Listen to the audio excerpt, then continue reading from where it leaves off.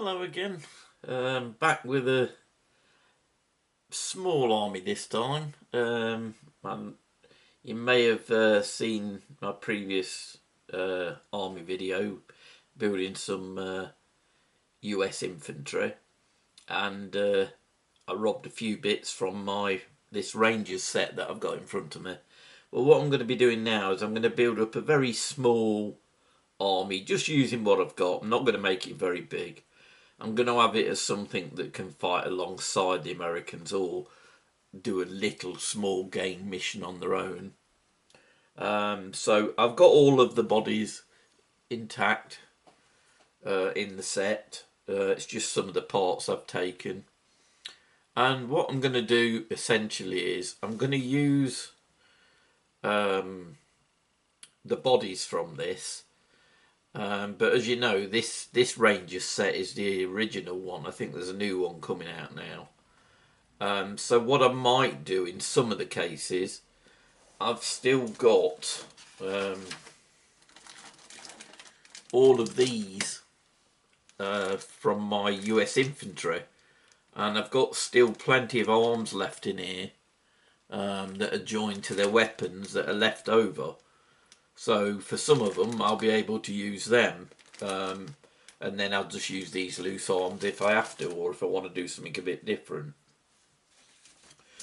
Anyway, the other idea that I thought about doing, I'm going to have to probably take a few liberties with it, is I'm going to build a couple of squads, but one of the squads I'm going to kind of loosely base on the Saving Private Ryan film. Now, obviously, because of the setup of bolt action, like the sniper wouldn't be part of a squad, so I'm going to have to split them up a little bit. So what I thought I'd probably do is you can have, instead of a lieutenant leading, you can have a captain. So I'd have the captain figure, and then obviously the sergeant and the privates, with the exception of Jackson that had the sniper, I'll put into one squad. And Medic Wade, I'd have to separate out as a medic figure. The other, just to make it easier on myself, is I'll have to demote Corporal Upham, you know, the one that was carrying all the machine gun. What's the word I'm looking for? Machine gun.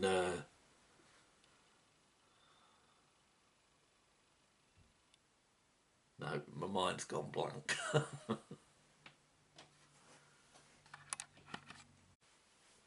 You remember Corporal Upham? He was the one that carried all the machine gun ammunition round his neck and froze on the steps when his mate was fighting with the German. Well, what I'm going to do, just to incorporate him, obviously if I left him as a corporal, it wouldn't really work. So what I'm going to do is I'm going to demote him to a private, and that way he can go in just the one squad. And then the second squad that I'm probably going to make up is just going to be, you know, a fictional one. Obviously, it's not going to be spot on. I mean, I'm just doing this for myself, really. But what I have done is I've watched it through again. Hard work, I know, but someone has to do it. And I've just jotted down what weapons everyone was carrying and any other little bits that I think, you know, I could tie in to make that figure look a little bit more like them. And ones that I can, I'll include. So that's what I'm going to do. I might have to make a few changes along the way, but bear with me. Unfortunately, I'm waiting for some bases to come, because these bases that come with the Ranger set, this old one, are the ones without a lip, and I want the lip bases really. So I'm just going to have to make the figure. Hopefully they'll come tomorrow. So I'm just going to start by making a few of the figures up, get them all ready, bar putting them on a base. So, right, I'll crack on and I'll make a couple of the figures, and then I'll bring you back and, you know, just show you how it's going and talk you through any changes that I've made. Right, back in a second. Right, so I've put together my Saving Private Ryan squad. As we speak, I've you know, talked about this new Rangers set coming out. I mean, it could well be out by the time this video airs. And they're actually going to make the job a lot easier for everyone, because they're actually going to include a few faces, you know, with an approximate likeness of the main characters. All I could do really is just go with some of the key signifiers that you see in the film, so they don't specifically look like the characters. But what I have tried to do is match the figure with the correct weapon for that person, the correct helmet style for that person, and a few other little indicators. So I'll start with the basic one, which is Captain Miller himself. And obviously what I've done is I've put on his pistol. He's got the helmet. Obviously when it comes to decorating his helmet, that'll help to, you know, signify that it is Captain Miller. So that's him. Right, next one that we're going to look at is Sergeant Oveth. Again, I've just gone with the helmet and the correct weapon. And I did try to pick a broader looking face that I thought, you know, was nearest to him. You'll have to forgive some of these bases that they've been used before, but I wanted to use them up. I mean, you're not going to see it once I add the base in anyway, so that's Sergeant Oveth. Right, who should we look at next? Corporal Upham. Now, I've been a bit cheeky with this one, really, because there wasn't a lot to signify him. So what I've done is I've gone for the right helmet, the right rifle, and as you can see, I've hung some munition around his neck. Totally irrelevant to the figure itself, but it's a little indicator to me that, yes, it's him, the one that carries the ammunition at the end. So I thought that would be, you know, a good way for me to indicate that it's him. And I borrowed that from, I think I took it out of the Fausia Maker's box, the ammunition belt. So that's Corporal Upham.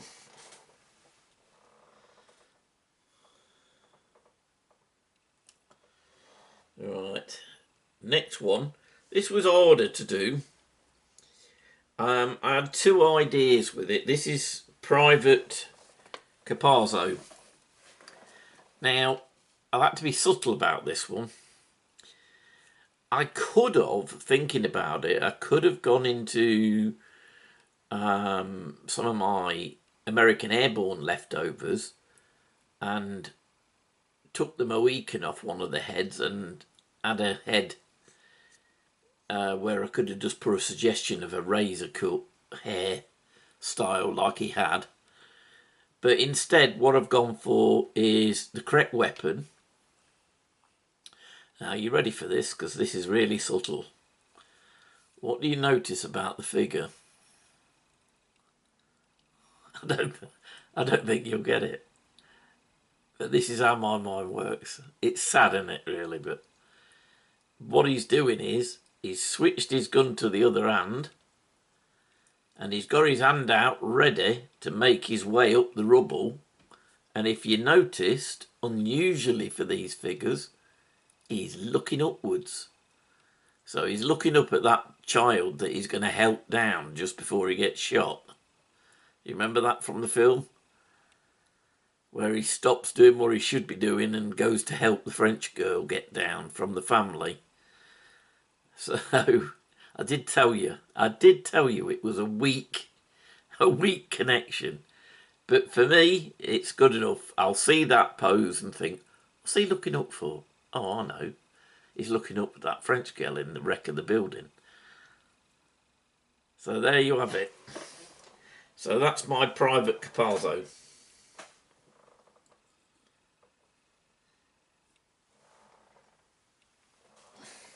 I don't think this one really needs to be explained. It's clearly Private Jackson. Right helmet combination, right rifle combination. So that's him. And then there's Medic Wade. So I've tried to give him the look of a medic. I have just put a pistol on him. But I've also put this bag. So that's his medic bag. And then from an airborne set, you know, the little bandages that you stick on the helmets, I've put one of them in his hand and attached another little bag for medical stuff. And then obviously when it comes to the painting, he'll have a red cross on his helmet. But so that's Medic Wade.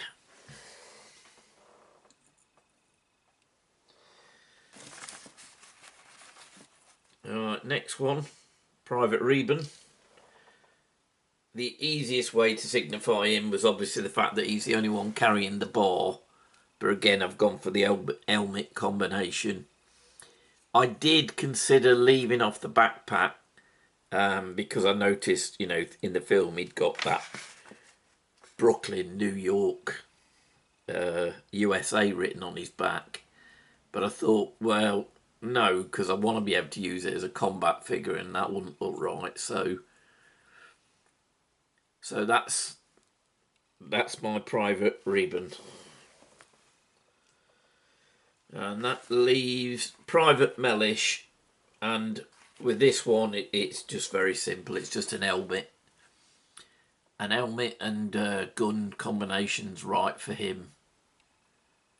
I did think about trying to find a head with a cigarette, you know, from some of the clothes. Whenever I see, you know, stills from the movie, he's always got a cigarette in his mouth.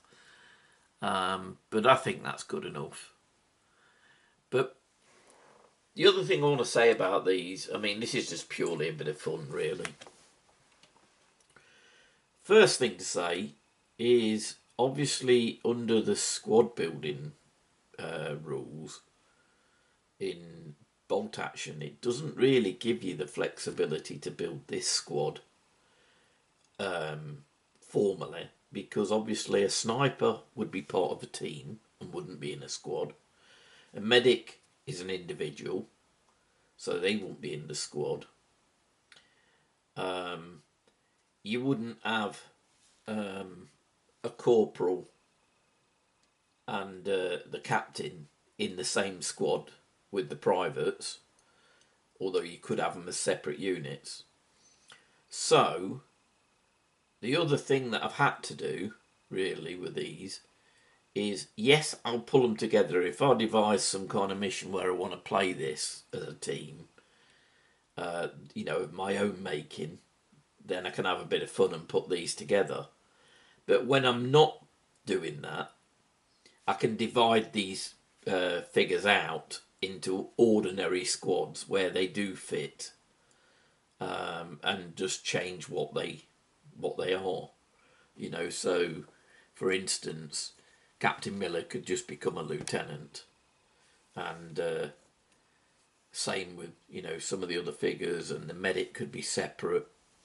So what I will do is, obviously, say the Jackson character where he's a sniper, in the other squad I will equip a rifleman with some binoculars, So if I need to, I could put those two figures together to make it a proper, bolt action compliant set. But just to remind me who these characters are, I've just scratched their names on the very bottom, like that.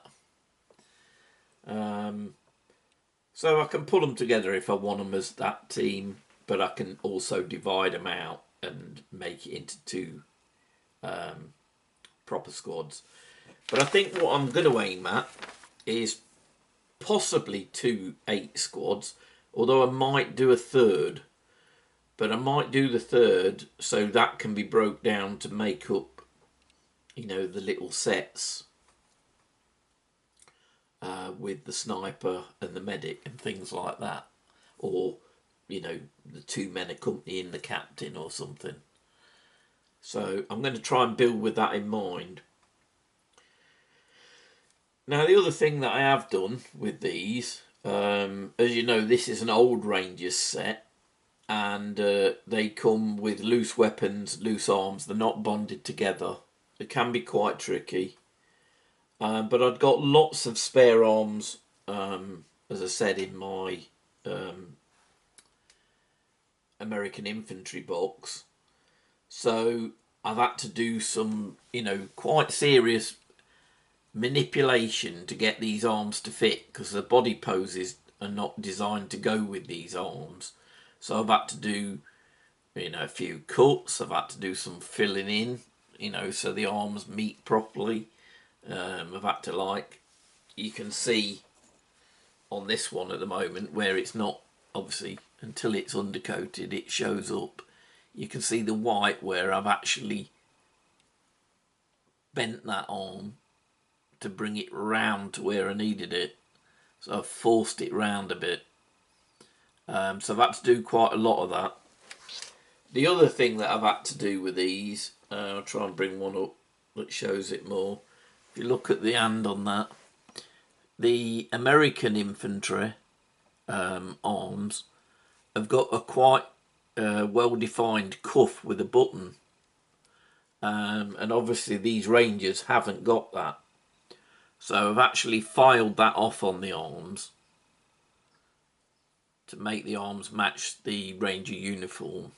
So that was another alteration that I had to do, as well as, like I say, manipulate. I think manipulating arms and things like that was probably the most time consuming. But I think it's worth it. And if I go back to the Capazzo figure, I actually had to completely fill in the neck area to get him to look up. So what I did was some shavings that I took off, from the bases and things like that. I kept it. Pour a little blob of my Revel glue, which is how it, melts, like when you're putting the arms on, it slightly softens the plastic, doesn't it, to join it. So I used a blob of that on this shavings of plastic that had come off, and that moulded into like a paste, and I used that to fill the neck in and then shape it so that I could actually have his neck, looking natural while still looking up. So that's it. For that, I mean, as I say, it's just a bit of fun. It's not, like I say, it's not a proper bolt action squad setup. Whether I'll ever use it like that, I don't know, but I've got the option to if I want to. Right, what I'm going to do now is I'm going to press on with just building some ordinary Rangers now. And when I've got a few of them done, I'll bring you back. Right, back in a minute. Right, so I've finally completed them all now. It's been a fiddly old job because I've made lots of adaptations to these. And I've utilised parts from various kits. Obviously, like I think I mentioned before about the cuffs, where I've used the arm from the American Infantry for these, I've had to obviously sand down the cuffs so they don't show. I'd got one other. I needed one more man, and it was a bit of work, but it worked out in the end. This chap, um, basically, he was an American infantry, and I looked closely at the outfits, and basically, I was able to reshape with a knife and my files the actual collar and took off the central pockets just for this one man, because I just didn't want to, look to get another bunch of men just to get this one more man. And then the other difference was there was pockets on the leg, which I've carved off and again smoothed out, and now essentially is wearing Ranger's outfit. But most of the adaptations, you can see it more on here. Where I've used arms from the set, I've had to kind of bend them to shape and things like that to put weapons in their hands and things like that. And then obviously I've attached a lot of the Ranger type equipment on there as well. And what I've gone for in the end, obviously I've got my Saving Private Ryan set there. But as I said before, because it isn't really a bolt action build order, what I've tried to do is introduce a few spares with the 3 men I'd got over that I could put with them. So, say Jackson, for instance, the sniper, I've now got a chap with goggles that can go with him and make a sniper set so it can be used that way. Obviously, as regards, the leaders, I could pull Miller to the front and use him as a captain, or I can use him as a lieutenant if I keep him there. But obviously, once I've marked his helmet up, then the only way I can use him really is to move him into a separate set. So what I would do then is this chap would move back over there and he would move there. So I've tried to do a lot of that,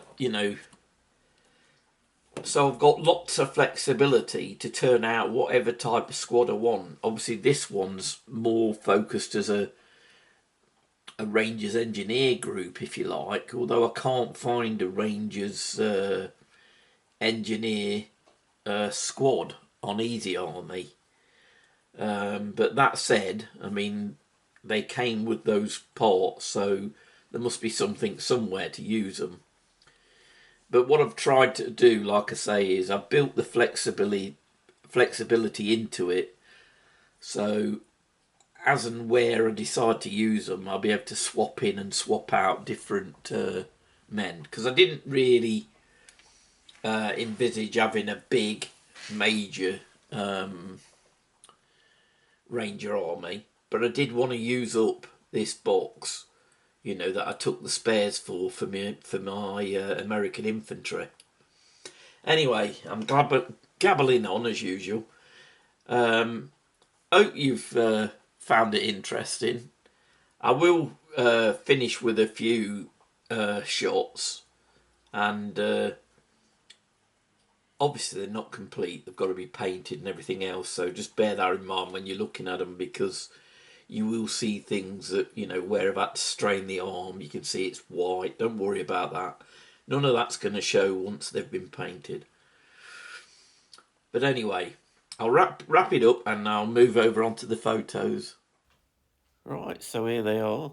As you can see, they're probably going to need a little bit more filing and cleaning up. And then I should wash them before I prime them anyway. But it's took a bit longer, but it's been nice to be, play around with them and get some individual poses out of them. It's definitely worth trying, even if you just do it on 1 or 2 figures. Anyway, I hope you've enjoyed it. I hope you found something interesting. If you have, please consider giving me a thumbs up. or subscribing. And I'll see you again soon. Bye.